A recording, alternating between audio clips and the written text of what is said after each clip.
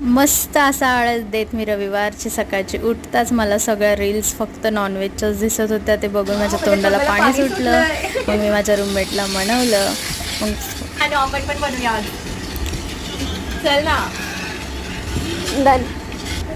कसं तरी तिला म्हणवून मग मी चिकन आणलं. मग लगेच तव्यावर कांदा टाकला, खोबरं टाकलं भाजून घेऊन, लगेच मसाला बनवून थोडंसं मॅरिनेट पण केलं चिकन. एका साईडला भाजी मांडली, एका साईडला भाकरी मांडली. मग लगेच मी थोडेसे तांदूळ घेतले.